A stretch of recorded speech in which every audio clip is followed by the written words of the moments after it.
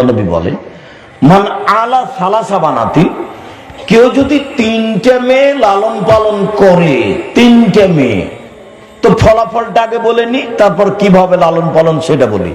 3টে মেয়ে যদি কেউ লালন পালন করে, তাহলে বিচারের মাঠে মেয়ে 3টি পিতাকে জান্নাতে নিয়ে যাওয়ার জন্য জাহান্নামের অন্তরাল হবে। এই যে মেয়েরা বেঁকে বসেছে, বলবে আল্লাহকে আমার আব্বাকে আগে জান্নাতে দেন, তারপরে কোনো কথা। ওইদিকে জাহান্নাম, এইদিকে। আসসালামু আলাইকুম। আলহামদুলিল্লাহ ওয়াহদা, والصلاة والسلام على من لا نبي بعده، أما بعد، فأعوذ بالله من الشيطان الرجيم.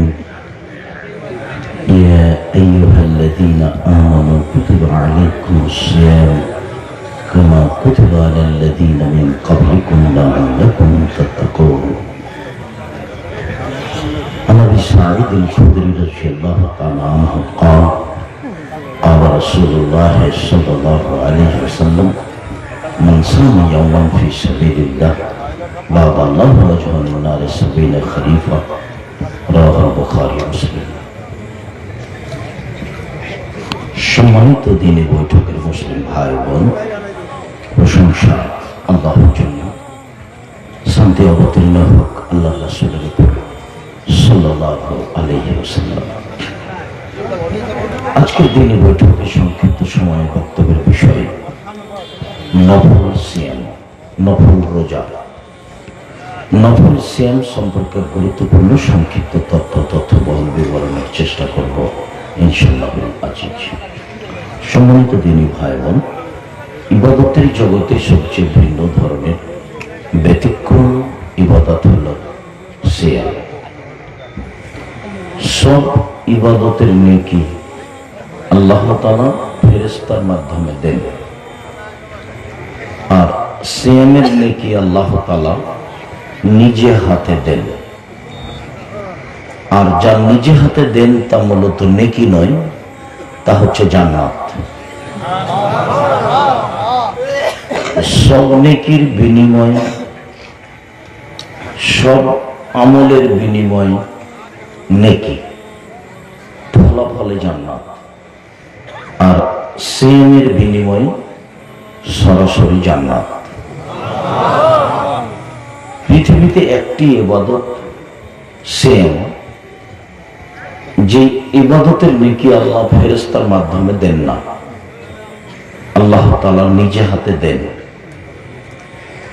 আপনাকে আমি হয়তো বা স্পষ্ট বোঝাতে পূর্ণ সক্ষম হব কিনা যে সিয়াম একটি ভিন্ন ধরনের ব্যতিক্রম ইবাদত।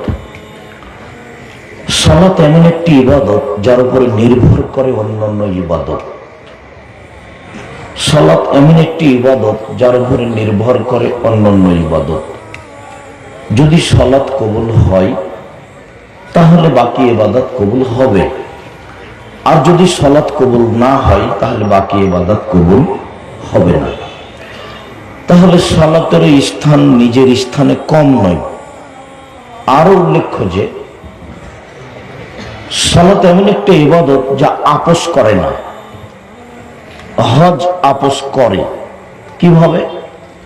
এবছর হজ করলেন না, সামনে বছর করেন, এই যে আপোষ হলো। সিয়াম যেটা আজকে বলবো সেটাও আপোষ করে। কিভাবে? যে আমি অসুস্থ, এখন করব না, পরে করব, এই যে আপোষ করলো। যাকাত 2 মাস আগে দিয়ে দিই, না 1 মাস পরে দিলেই হলো, এই যে আপোষ করলো।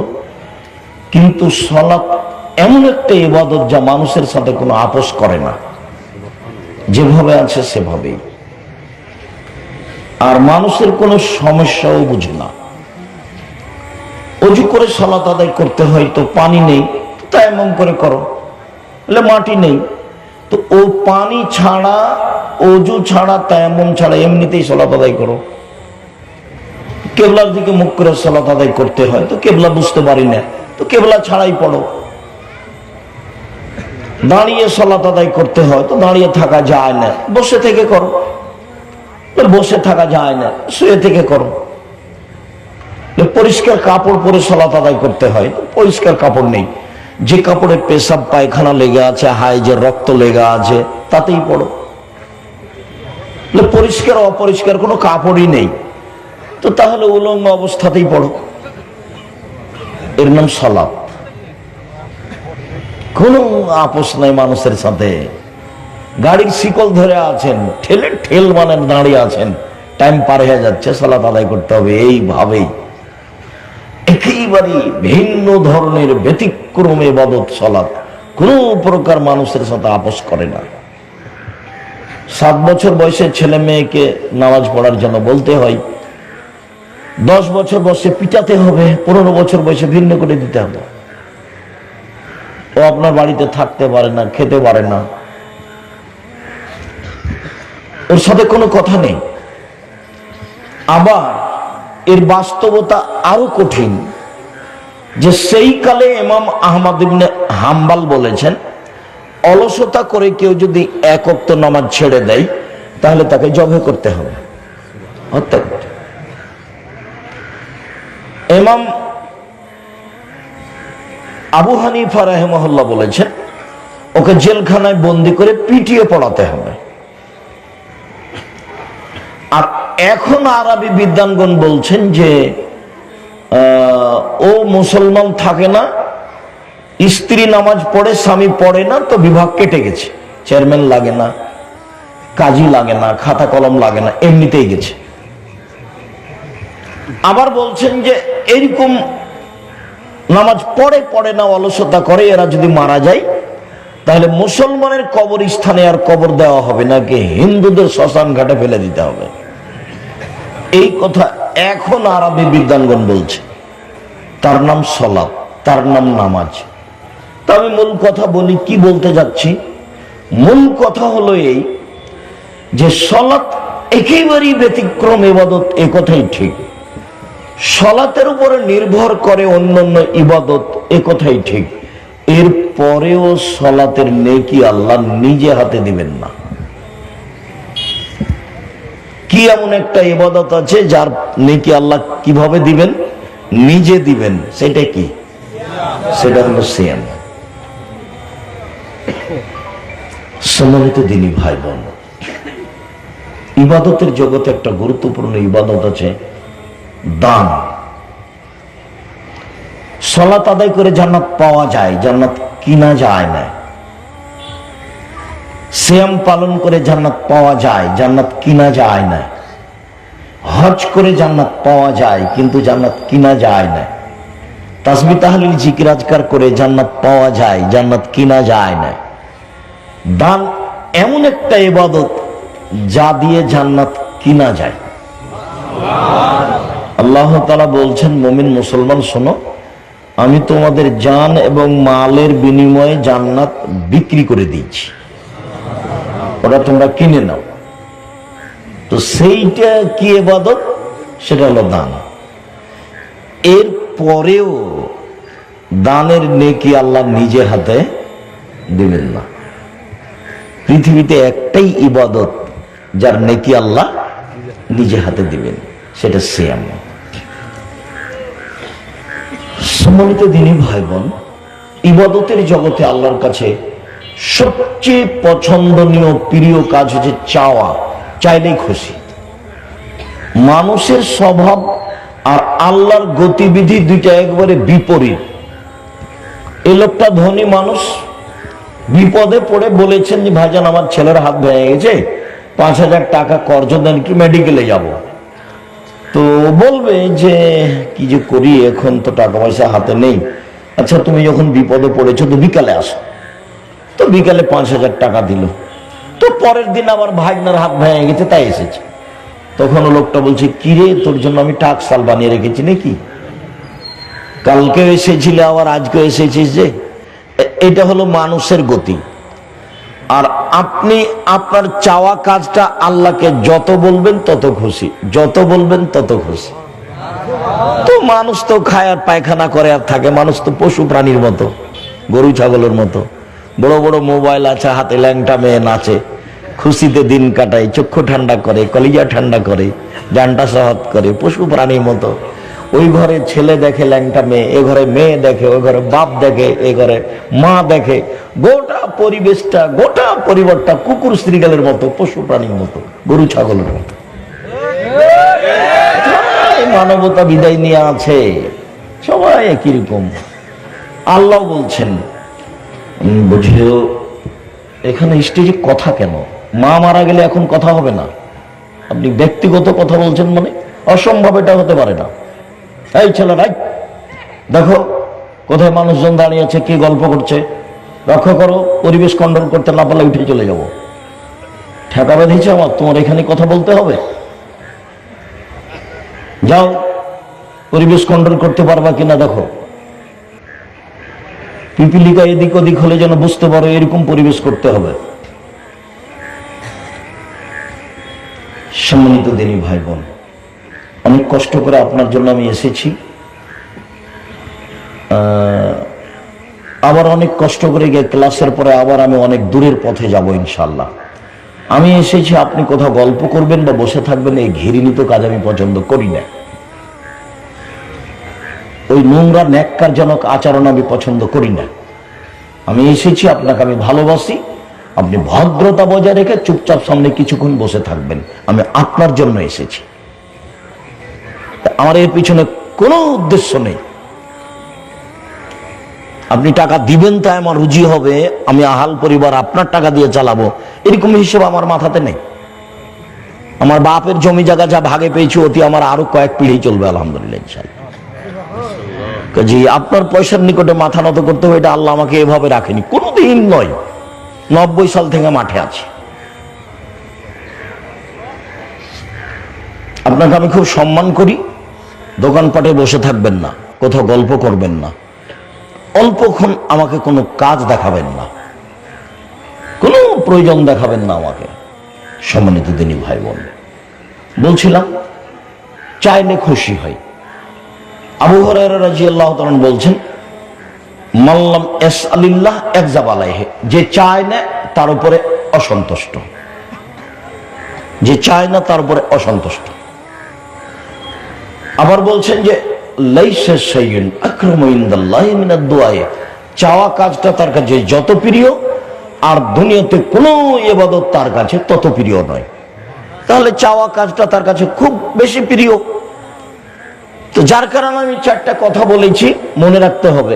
1, 5 ওয়াক্ত সালাত, 2, হালাল রুজি, 3, কোরআন তেলাওয়াত, 4, আড্ডা পিটা চিরদিনের জন্য হারাম। দোকানে বসে আড্ডা পিটতে পাবেন না, গল্প করতে পাবেন না, বসে সময় কাটাতে পাবেন না। এটা নোংরা, ন্যাক্কারজনক, ঘৃণিত কাজ, ইতর শ্রেণীর 3rd পার্সন মানুষের কাজ।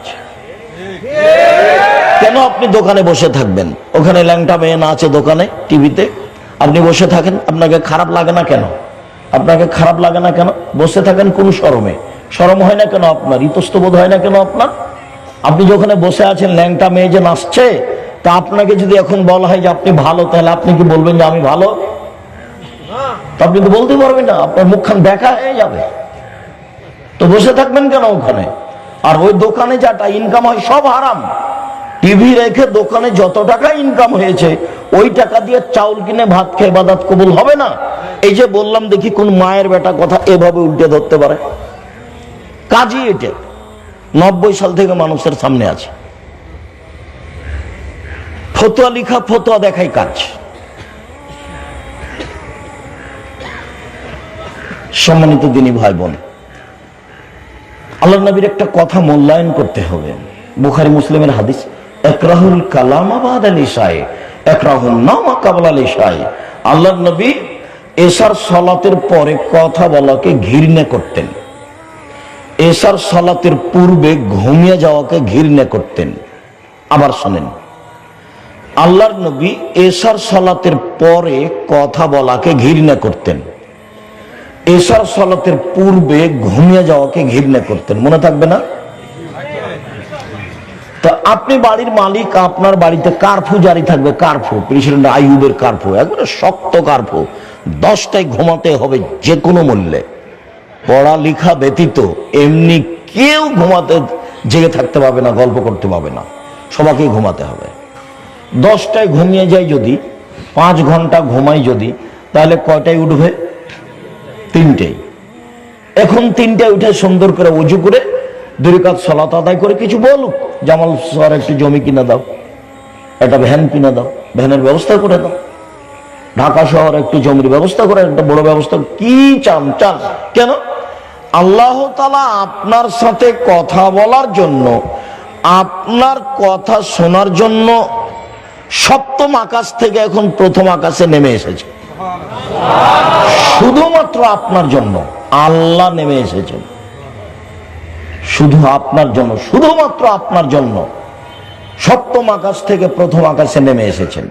আর আপনি এমন নোংরা শ্রেণীর মানুষ যে আপনি ওই বড় মোবাইলে বেটি ছেলে ল্যাংটা দেখতে দেখতে দেখতে দেখতে রাত 3টে 4টায় ঘুমিয়েছেন। তা আপনি কি উঠে কি বলবেন আল্লাহকে? আপনি তো গরু ছাগলের মতো, পশু প্রাণীর মতো, কুকুর স্ত্রীর মতো খাই পায়খানা করে দিন কাটে। এই হলো মানুষ। কিসের মানুষ? চাপানে মৌজের ভাষা তো হলো অমানুষ। মানুষই নয়। মানুষ কাকে বলে?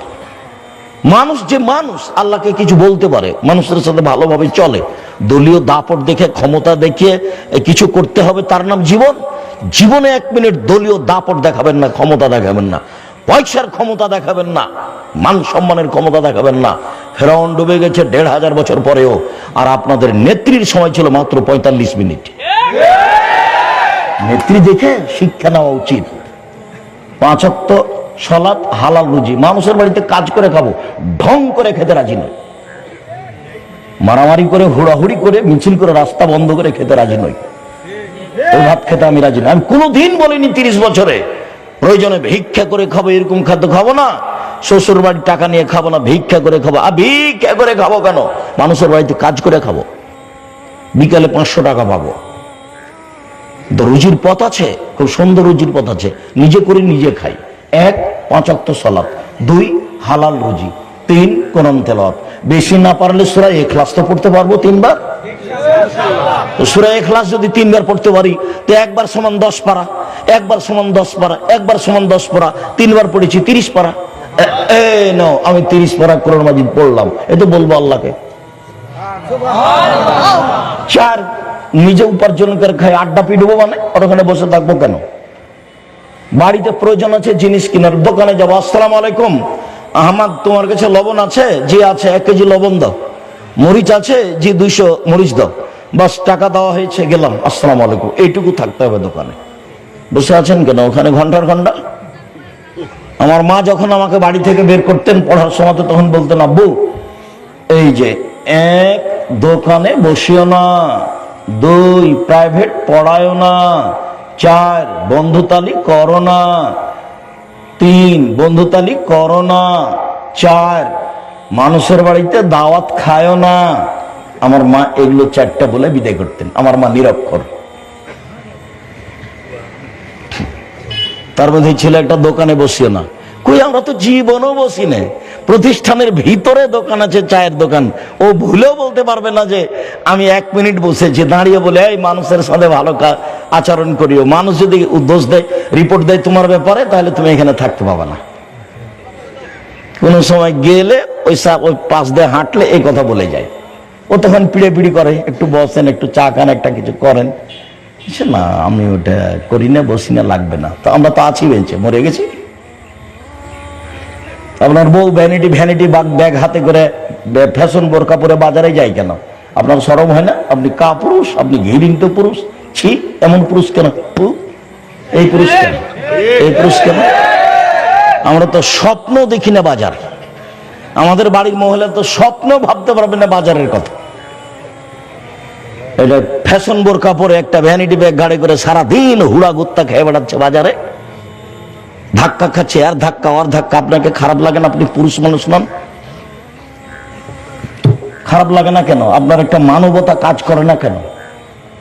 বাপের মতো হবেন। মধ্যখানে কথা এসেছে, আসলে যেটা আমি চাইনি। 1 মিনিট বাপ দেখাই, বাপ কাকে বলে? আপনি তো বুঝতে পারেননি যে বাপ কাকে বলে। মেয়ে আব্বু আব্বু ডাকবে, আর আপনি বলবেন আম্মু আম্মু আছেন, তার মানে বাপ। দামি একটা 300 টাকার আইসক্রিম খাওয়াতে হবে, তার নাম বাপ। বুঝেছে, এরই নাম বাপ। ও কোনোদিন তো দেখেনি বাপ কাকে বলে। দেখবেন, 1 মিনিট দেখেন, বুখারী মুসলিমের হাদিস। এদিকে তাকিয়ে দেখেন, এই মেয়ে কথা বলছো কেন? চুপ থাকো, তোমার জন্যই বলছি। উপস্থিত দিনী বৈঠকের মুসলিম বোন, মুখ বন্ধ করবেন। কেউ যদি আপনার গায়ের উপর দিয়ে চলে যায়, মুখ খুলবেন না, আমার অনুরোধ, মুখ বন্ধ করবেন।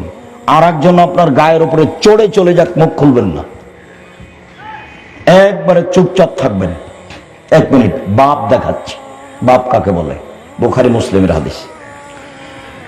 আয়েশা রাদিয়াল্লাহু তাআলা আনহা বলেন, আমরা সফর থেকে আসছিলাম, এক জায়গায় অবস্থান করলাম, সেখানে আমার গলার হার হারিয়ে গেল।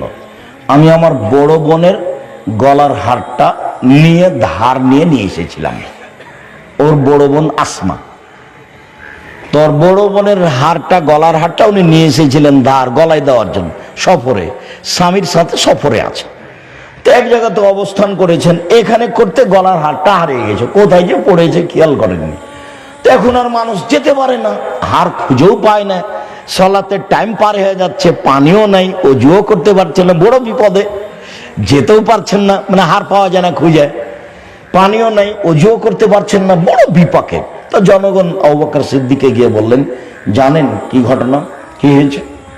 আপনার মেয়ে হার হারিয়েছে, তো সেই জন্য তো আমরা যেতে পারছি না, পানিও নেই, অজুও করতে পারছি না, তাই মানুষ সেভাবে ঝামেলায় পড়েছে। তো এখন আবু বকর সিদ্দিক আসছেন মেয়ের কাছে রাগ করে। মেয়ের যে অবস্থা, এইটা যদি বাংলাদেশের লোক হতো, জামালপুরের লোক হতো, তাহলে অবস্থাটা দেখে কিছু বলা তো দূরের কথা, এইভাবে পাল্টা দ্রুত চলে যেত। কি অবস্থা? আয়েশা রাদিয়াল্লাহু তাআলা আনহা বলছেন, আল্লাহর নবী, আমার স্বামী আমার উরু রানের উপরে মাথা দিয়ে ঘুমিয়ে আছে, যখন আমার আব্বা আমার কাছে আসলেন। আবার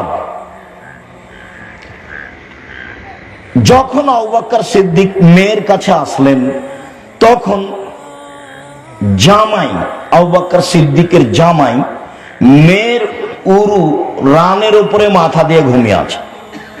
তো এই অবস্থা যদি আমাদের দেশের শ্বশুররা দেখে, তাহলে কি মেয়ের কাছে যাবে? যদি বুঝাতে না পারি তো আবার বলি, যখন আবু বকর সিদ্দিক ক্ষেপে রাগ করে আসলেন মেয়ের কাছে, তখন দেখছেন যে জামাই মেয়ের উরু রানের উপরে মাথা দিয়ে ঘুমিয়ে আছে। বলেন তো দেখি, জামাই কে? মুহাম্মদ সাল্লাল্লাহু আলাইহি সাল্লাম। মেয়েকে আয়েশা রাদিয়াল্লাহু, পিতাকে আবু বকর সিদ্দিক রাদিয়াল্লাহু। এখন আয়েশা রাদিয়াল্লাহু তাআলা বলছেন, আমার আব্বা এসে আমাকে এমন জোরে কয়েকটা কিল মারলেন, এই পেটের এই জায়গাটার উপরে নিজের হাতে মারলেন, এত জোরে মারলেন যে আমার স্বামী যদি আমার উরু রানের উপরে মাথা দিয়ে না থাকতেন, তাহলে আমি মায়ের কারণে দূরে সরে যেতাম, এত জোরে মারলেন। এইবার বলি, সবচেয়ে বড় মানুষে মারলেন, সবচেয়ে বড় মহিলাকে মারলেন, সবচেয়ে বড় মানুষের সামনে মারলেন, জামাইয়ের সামনে মারলেন, বিবাহদারী মেয়েকে মারলেন, পূর্ণ যুবতী মেয়েকে মারলেন, হাত দিয়ে মারলেন, খোলা মাঠে মারলেন, 1400 মানুষের সামনে মারলেন। সবচেয়ে বড় মানুষে মারলেন। নবী রাসূল ব্যতীত আদম থেকে নিয়ে কিয়ামত পর্যন্ত সবচেয়ে দামি মানুষ মুহাম্মদ আবু বকর সিদ্দিক রাদিয়াল্লাহু তাআলা। নবী রাসূল ব্যতীত, নবী রাসূল বাদ দিয়ে আদম থেকে কিয়ামত পর্যন্ত সবচেয়ে দামি মানুষকে আবু বকর সিদ্দিক রাদিয়াল্লাহু তাআলা। সবচেয়ে দামি মহিলা আয়েশা, হাওয়া থেকে নিয়ে কিয়ামত পর্যন্ত যত মহিলা এসেছে, যত মহিলা আছে, যত মহিলা আসবে, সবচেয়ে দামি মহিলা আয়েশা রাদিয়াল্লাহু তাআলা। আর মুহাম্মদ সাল্লাল্লাহু আলাইহি সাল্লাম তো আর বলাই লাগে না, পৃথিবীর সবার চেয়ে দামি।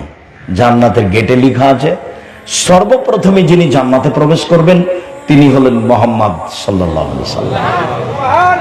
আবার বুঝি আবার বলি, সবচেয়ে বড় মানুষে মারলেন, সবচেয়ে বড় মানুষের সামনে মারলেন, সবচেয়ে বড় মহিলাকে মারলেন, জামাইয়ের সামনে মারলেন, বিবাহদারী মেয়েকে মারলেন, পূর্ণ যুবতী মেয়েকে মারলেন, হাত দিয়ে মারলেন, খোলা মাঠে মারলেন, 1400 মানুষের সামনে মারলেন।